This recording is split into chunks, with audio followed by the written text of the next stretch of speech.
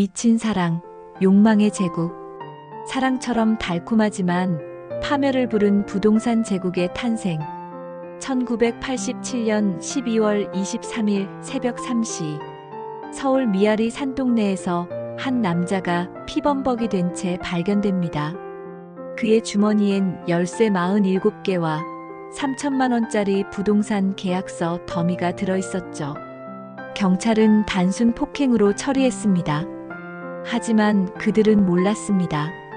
이 남자가 고작 20살에 서울 강북 전체를 소나기에 넣으려 했다는 걸, 그리고 그 과정에서 얼마나 많은 피가 흘렀는지를. 더 소름 끼치는 건 이 모든 게 사랑 때문에 시작됐다는 겁니다. 지금부터 여러분이 듣게 될 이야기는 한 남자의 미친 사랑이 어떻게 도시 전체를 집어삼키는 제국이 됐는지, 그 숨막히는 10년의 기록입니다. 흙먼지 속의 야수. 상상해보세요. 영하 15도 겨울밤, 비닐 하나로 막은 창문 사이로 새어드는 찬바람을. 그 바람이 온몸을 후벼 파도 움츠려들 수 없는 이유가 있다면 어떨까요? 김인수, 12살. 그에겐 그런 이유가 있었습니다. 아줌마, 또 약속 어겼지? 내일까지 안 가져오면 이 집 문짝부터 뜯어낼 거야. 인수야, 오늘은 라면에 물 좀 더 타자. 응? 그 순간 김인수의 두 주먹이 불끈 쥐어졌습니다. 분노가 아니었어요. 결심이었죠. 절대로 이런 식으로는 안 살겠다.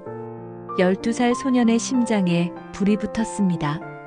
그리고 그 불은 앞으로 20해 동안 꺼지지 않을 거였습니다.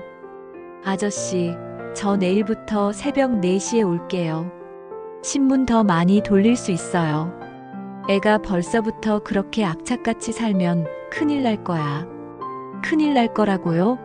맞습니다. 정말 큰일이 날 거였어요.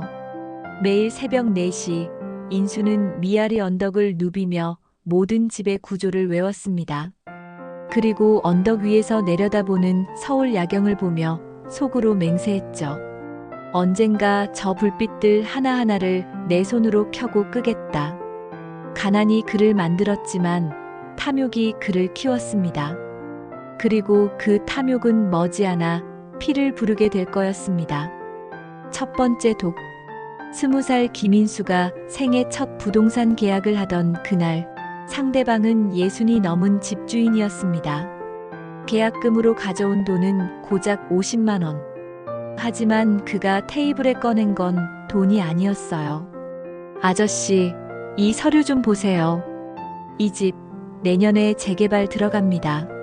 지금 파시면 바보짓이에요. 야, 너 어디서 이런 정보를? 그가 꺼낸 건 구청에서 몰래 빼온 기밀 문서였습니다. 어떻게 구했을까요? 간단했어요.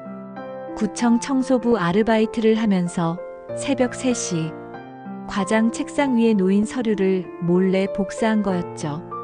정보는 돈보다 강했습니다. 50만 원으로 5천만 원짜리 집을 샀으니까요. 하지만 진짜 충격은 따로 있었습니다. 그날 밤 그 집주인이 인수를 다시 찾아왔거든요. 애야, 혹시 다른 정보도 있니? 내가 더 줄 테니까. 그 순간 인수는 깨달았습니다. 자신이 단순히 집 한 채를 산 게 아니라 사람의 약점을 샀다는 걸. 그리고 약점은 무한히 복제될 수 있다는 걸. 달콤한 독의 전염. 첫 독이 퍼지기 시작했습니다. 인수의 정보는 미아리 전체에 소문났습니다. 사람들이 줄을 서기 시작했죠. 하지만 그들은 몰랐습니다. 이미 덫에 걸렸다는 걸. 인수 씨, 우리 집도 재개발 되나요? 정말 값이 오를까요? 인수 씨만 믿고 팔겠습니다. 인수는 미소 지었습니다. 그런데 그 미소 뒤에 숨겨진 진실은 재개발 정보 중 80%는 가짜였습니다. 인수가 직접 만든 거짓 문서들이었죠. 사실이 중요한 게 아니야. 사람들이 믿는 게 중요하지. 믿음이 가격을 만들고 가격이 현실을 만든다. 그렇게 인수는 거짓 희망을 파는 장사를 시작했습니다. 그리고 그 희망을 산 사람들은 하나둘씩 자신의 모든 걸 걸기 시작했죠. 피해 사업. 1985년 8월 15일 첫 번째 희생자가 나왔습니다. 박씨 65. 평생 모은 돈 전부를 인수의 확실한 정보를 믿고 투자했다가 하루아침에 모든 걸 잃었죠. 그는 심장마비로 쓰러졌고 사흘 후 숨졌습니다. 아버지, 이런 식으로 돌아가시면 저희는 어떻게 살아요? 장례식장에서 인수는 뒤에 서서 지켜봤습니다. 죄책감, 후회? 아니었어요. 약한 자가 도태되는 건 자연의 법칙이야. 내가 죽인 게 아니라 세상이 죽인 거지. 그날 이후 인수는 변했습니다. 사람의 생명도 거래할 수 있는 칩이라고 생각하기 시작했죠. 검은 동맹. 인수 혼자서는 한계가 있었습니다. 더 큰 게임을 하려면 더 큰 악이 필요했죠.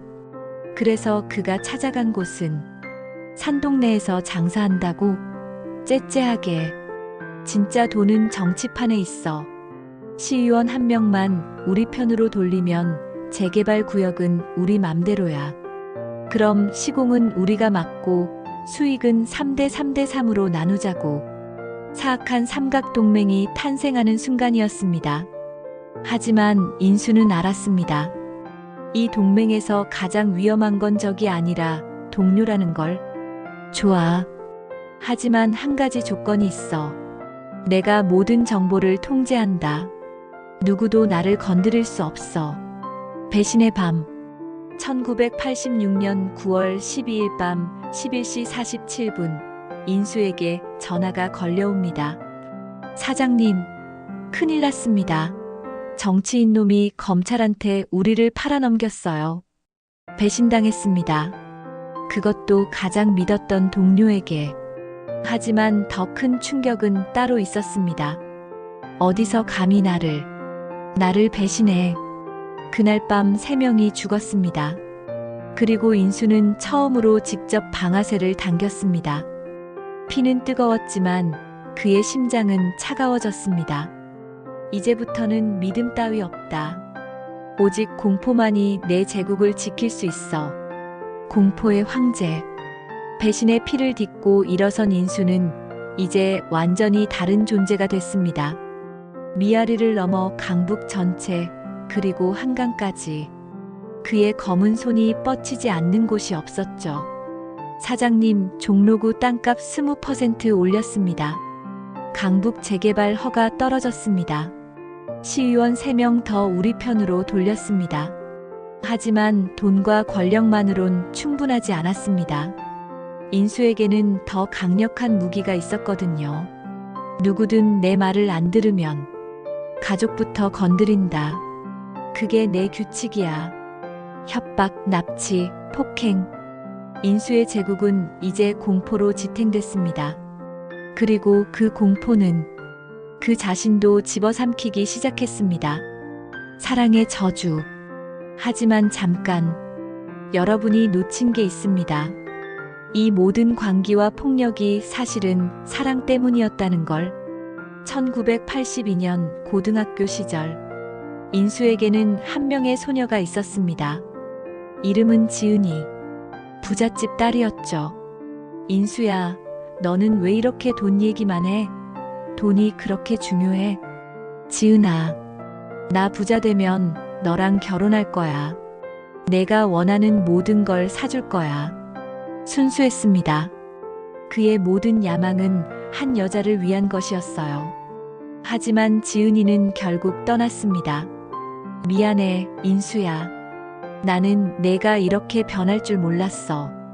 지은아, 나는 너를 위해서 모든 걸 했는데. 사랑을 잃은 그날, 인수의 마지막 인간성도 사라졌습니다. 이제 남은 건 오직 복수뿐이었어요. 마이너스. 제국의 최후. 1987년 12월 22일 새벽. 모든 게 무너지기 시작했습니다. 김인수, 나와 모든 걸 알고 있다. 검찰 합동수사단이 움직인 거였습니다.